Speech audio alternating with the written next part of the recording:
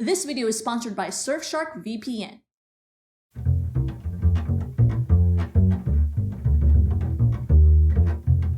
Hey guys, it's Donna, and I just wanted to start off by saying that I hate this topic. I'll get to why at the end of the video, because I'm sure there are plenty of new people that just don't care. But consider this a part 3 to these videos here. Part 2, we talked about gender-specific attractiveness, but focused more on the evolutionary and biological aspect of dating and attractiveness. Many of you wanted me to get into the environmental factors, and that's what we're going to examine in today's video.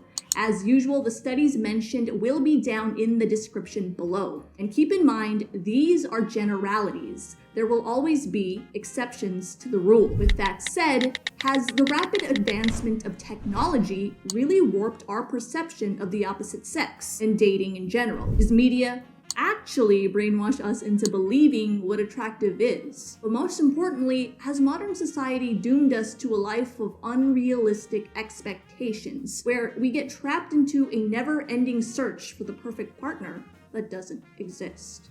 And to find the perfect partner, sometimes you have to do a little stalking, which you can do with a VPN. Look, stalking is a little bit embarrassing, so if you want to browse without leaving a trace, you'll need to use Surfshark VPN. I'm kidding. Don't stalk anyone, even if you think they're hot. You should still use Surfshark VPN though, because it is essential whenever you use public Wi-Fi, which I do a lot as an internet person. This can be a goldmine for hackers. A VPN keeps your online identity safe by encrypting all the information sent between your device and the internet.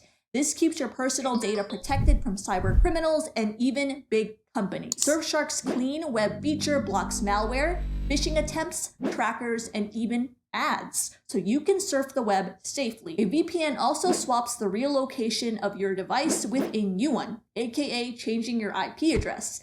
This way you can virtually travel to any country around the globe. This is great for when you're traveling. You can change your virtual location back to your home country so you don't miss out on any of the things that you have going on at home. With this, you can also unblock content libraries and streaming services from other countries, like all the Netflix libraries. Get Surfshark VPN at surfshark.deal/internet. Enter promo code INTERNET for 83% off and 3 extra months for free. Nature versus nurture has long been the topic of debate for researchers, as well as the average Joe. Are the outcomes of your life, such as your high-paying job, your affinity for basketball, or your unstoppable impulse to snack on flaming hot Cheetos before bed, a product of nature? Genetics, biology, you were born with certain genetic predispositions that led you to those outcomes? Or were they a product of nurture, parenting, peer influence? You were shaped by the environment. What's my boy doing with the Barbie? While the indisputable answer is both, there is no conclusion as to the percentage each factor has on our outcomes. The debate becomes more complex when it gets into attraction and relationships. Let's begin with nature.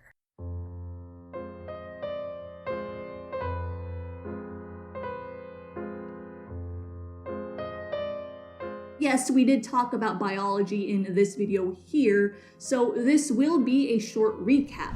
The goal of all living things is survival and to propagate their own species. From single-celled organisms to the biggest mammal in the ocean, all living things have this goal. For you, humans, watching, this goal isn't explicit. There are plenty of people who don't want kids. And to be honest, most of us aren't thinking, I must propagate the human species. However, you feel this instinct when, for the girls, Timothée Chalamet looks straight into your eyes through your phone screen. And for you boys, when OK Boomer Girl does a new dance on TikTok, when you're trying not to get demonetized. Look, if you don't understand what I'm saying, you may be too young. What I'm trying to say is that sometimes Marvin Gaye's Let's Get It On plays in your head when you see an attractive stranger. And that's that instinct kicking in. Okay, moving on. Males and females typically differ in mating strategy to ensure reproductive success. In the animal kingdom, you will often see this manifest in differing levels of pickiness each sex has when it comes to mating. In many nature documentaries, males of varying species are often seen as the pursuer, attempting to mate with as many females as he can. Females, on the other hand, are often seen to be more selective with their mating choices. The same pattern plays out in humans as well. Several studies note that men tend to report having more sexual partners, are more open to casual sex, and when looking at sexual activity in relationships, males dating males report the highest amount of sexual activity compared to male-female couples. Female-female couples report the lowest amount of sexual activity. From an evolutionary perspective, it is theorized that this happens because of male and female gametes. Males will produce over 500 billion sperm in their lifetime. Now, because of this, his best strategy to ensure his genes are passed down are to mate with as many healthy females as he can. Attractiveness is believed to be an indicator of health.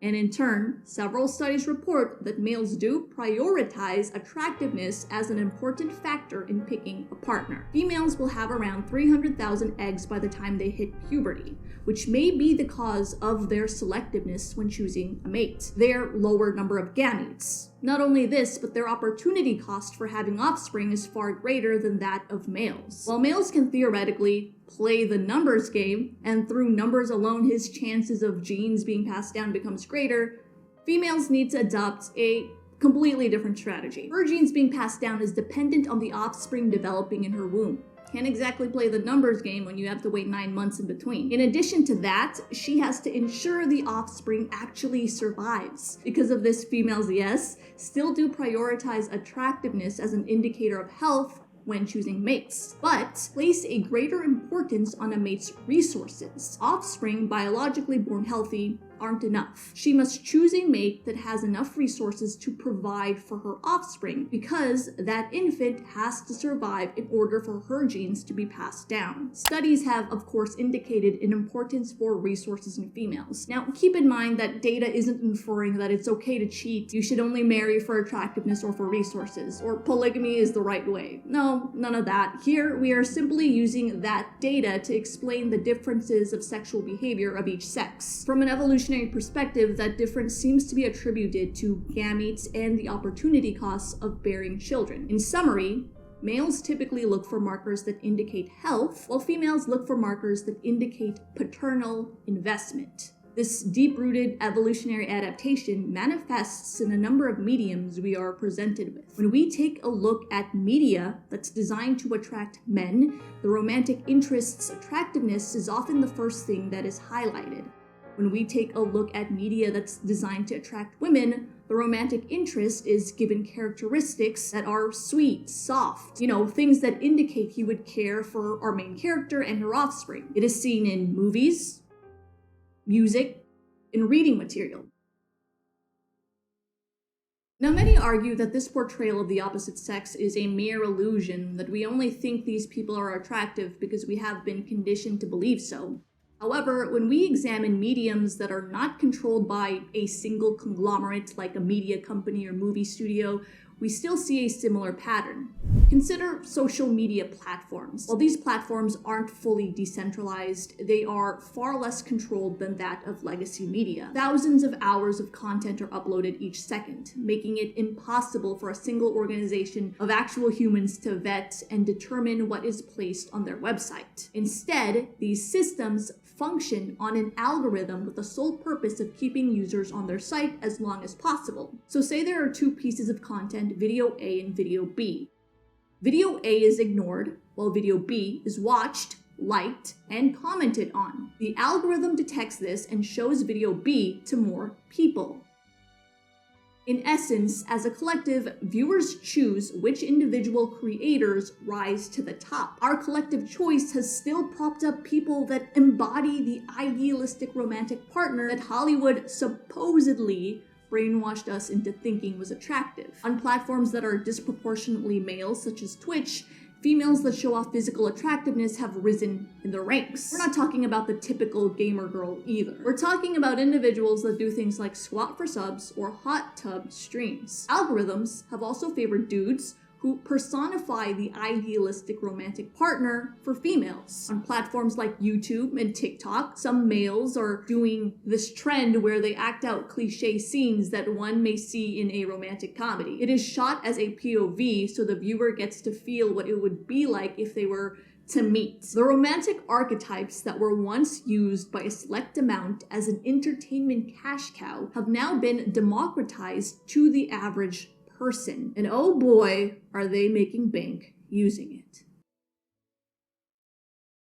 So now that you understand the biological basis of mate selection, we are now going to take a look at modern society and examine if it's influenced any changes in our dating habits. I do want to point out that we will be talking about modern society from a Western, specifically American standpoint. That's what I'm familiar with, and most of my audience is based in the US as well.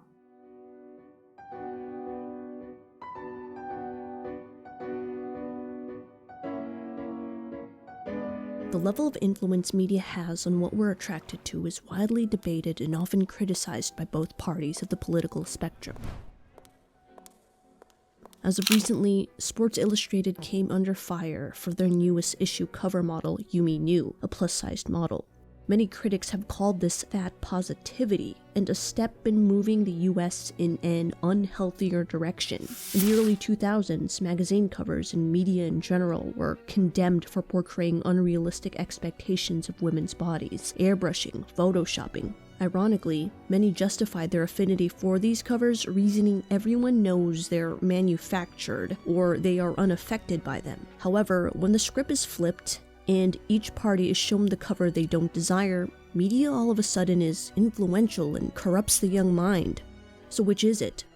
Clearly, there is a level of power since brands are willing to spend billions in advertising each year. They've got you covered, from hats to shirts, briefs, rainwear. Perhaps the answer can be found in examining obesity rates in the US throughout the years. In theory, we should see a decline in obesity rates during times the beauty standard in the US promotes thin body types, notably the 1980s and 90s. Strengthen and tone your muscle groups. Round and front. Use the abdominals and control is the name of the game. This time was characterized by women like Jane Fonda, aerobic videos, and supermodel body types like Kate Moss.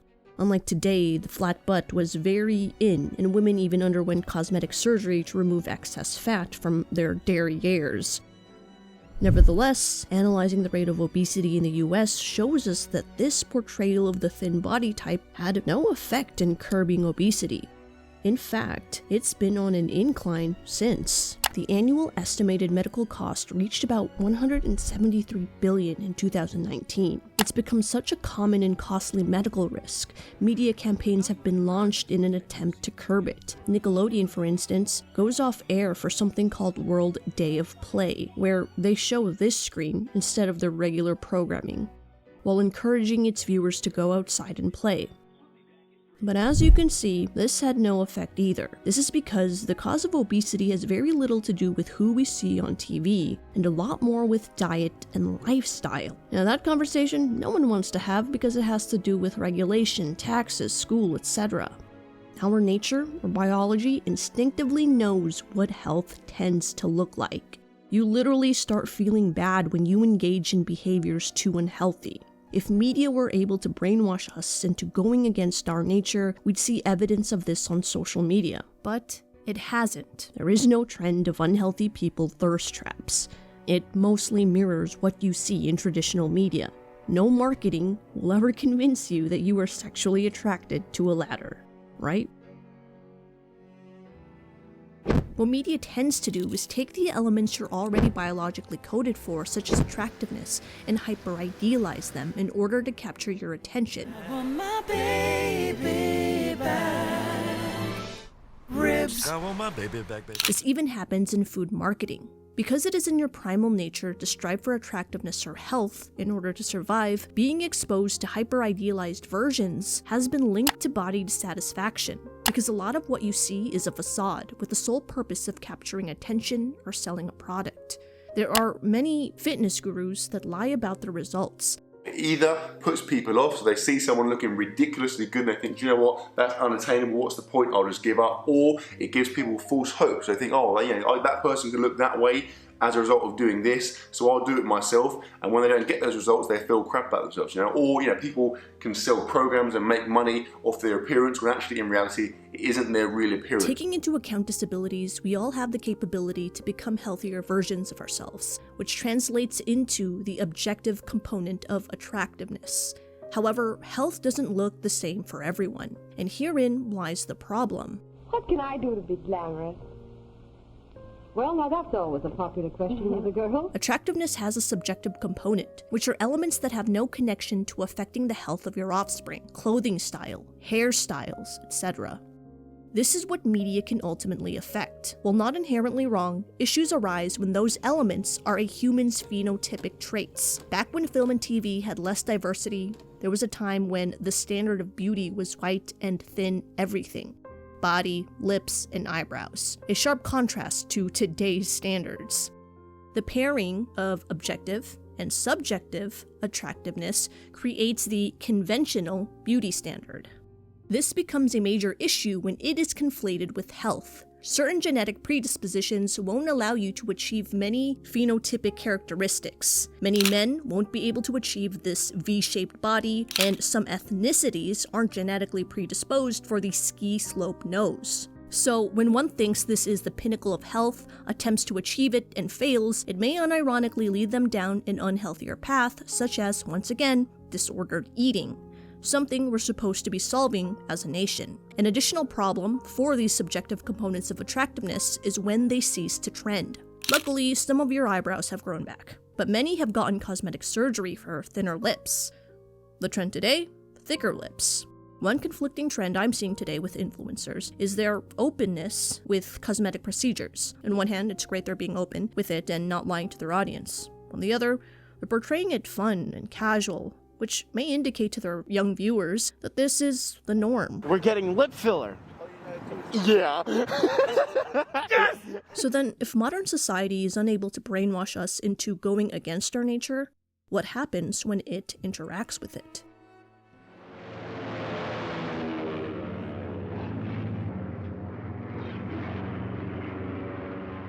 While still imperfect, a number of economically developed nations maintain social safety nets for its inhabitants that eliminate a portion of stress that comes from survival. So if you are privileged enough to live in a place that's more economically advanced, it's safe to assume your idea of survival is different from that of ancient humans. If their shelter were destroyed overnight by heavy rain, their rate for survival would drastically decrease. If we ended up homeless all of a sudden, there are public shelters, you could panhandle for some cash and grab like a $2 burger. There are public libraries where you can use the internet to find a job. Yes, it would still be difficult, but at least there are options. While we can't go back in time and investigate the mating behaviors of ancient humans, we can analyze the difference of mating preference from individuals that live in socioeconomically developed nations versus individuals that live in less socioeconomically developed nations.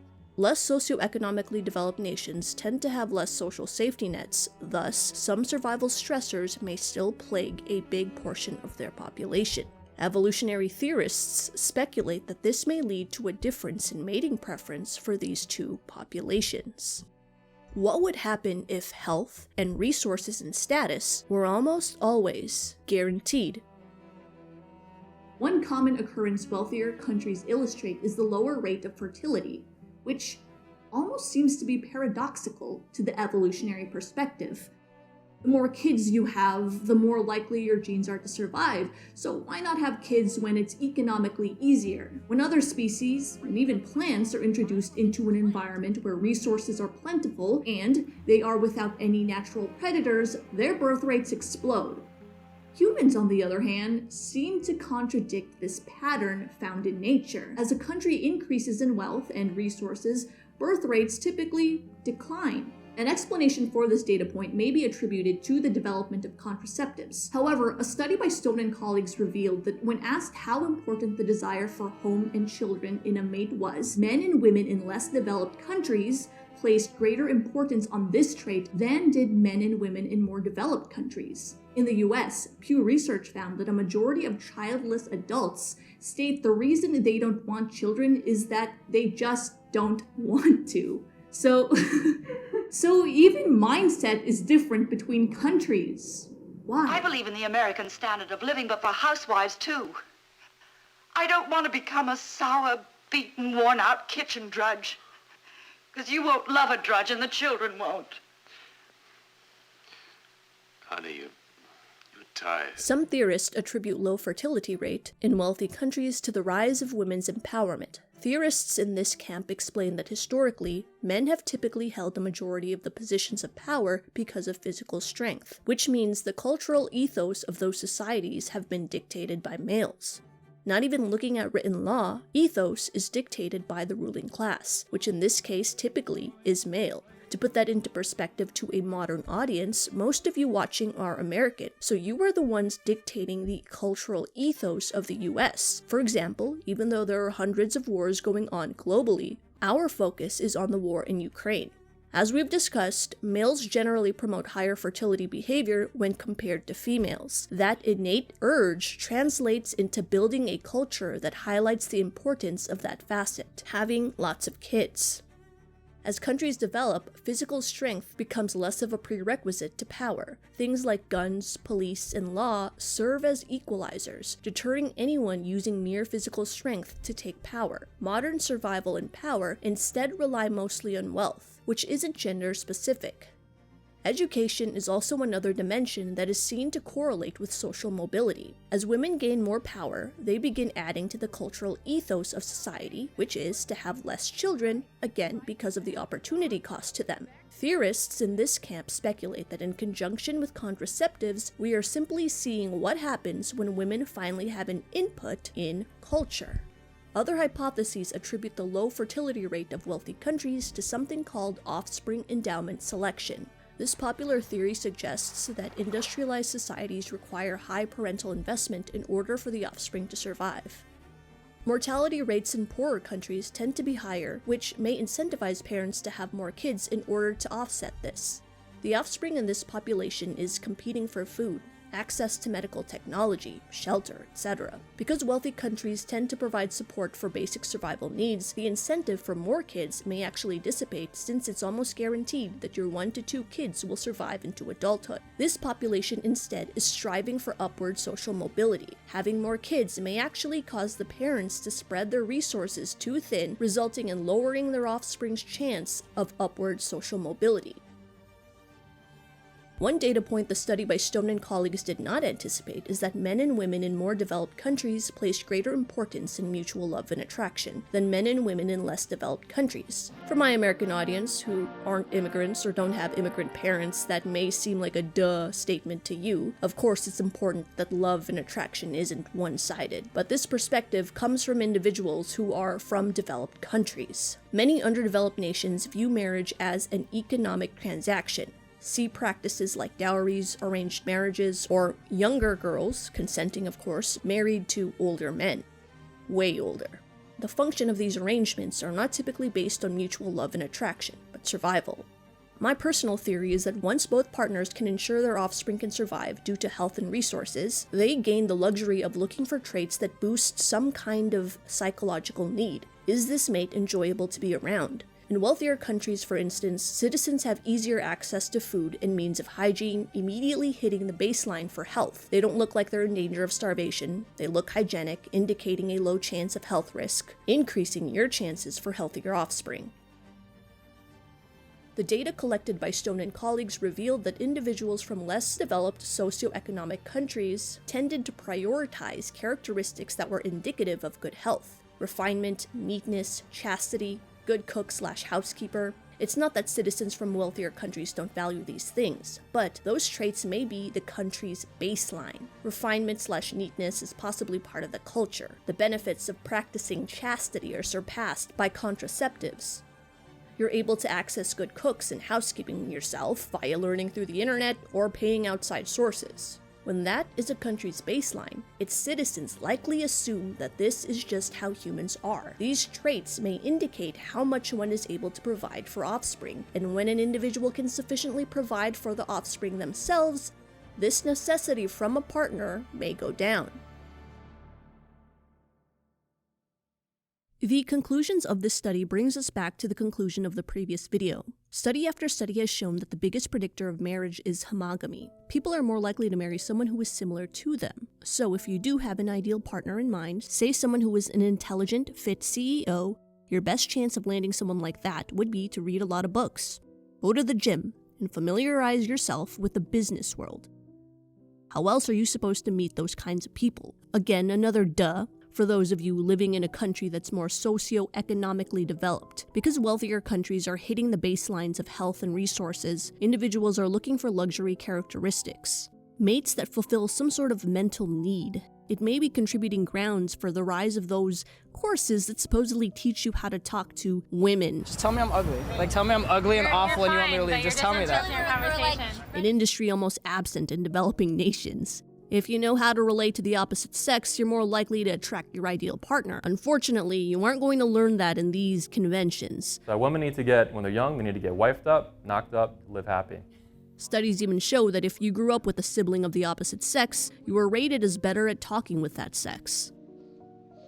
This solidifies that the best way to land your ideal partner is to put yourself in a co-ed environment where you're constantly able to practice simply talking to people. However, some argue that with the advancement of technology, self-isolation has been on the rise, making this ingredient of life dissipate. There does seem to be a trend among young millennials and Gen Z that have left researchers baffled. Millennials and Gen Z seem to be having less sex than their generational counterparts. Now, the results are still inconclusive to why this is happening. Many attribute this to the accessibility of porn, others to the internet in general, and another group to culture as a whole. Because of that, I'd like to pass the question off to you.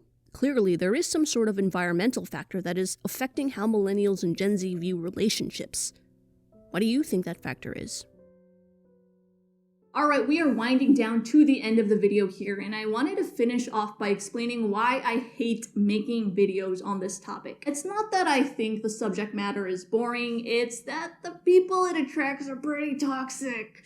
That is probably the best way to describe it. The YouTuber who owns Charisma on Command kind of says the same thing. He of course says it in a nicer way to not offend his audience, but if you don't know who that is, he basically makes videos examining celebrities' conversations and explaining what makes them charming, you know, stuff like that. Before that, he used to brand himself as a dating channel, dating coach, but he changed his brand a bit because he hints at his clientele being not the greatest. The people that were most interested in dating and exclusively interested in dating were not the people that we wanted to work with. Why is that?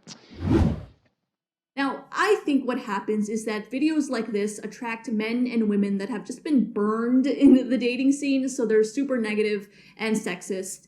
They tend to blame an entire sex instead of the behavior of that individual person or even their own behavior. Even if you show them study after study that clearly points in the direction that you are more likely to marry someone that you are similar to, they just can't accept the reality of it. Everyone is at fault except them. But watch, once they find the right person, they become the biggest simp. Anyway, that's the end of the video. I'll see you guys next time. Stay psyched. Don't forget to sign up for today's sponsor, Surfshark, at surfshark.deal/internet. Enter the promo code INTERNET for 83% off and 3 extra months for free.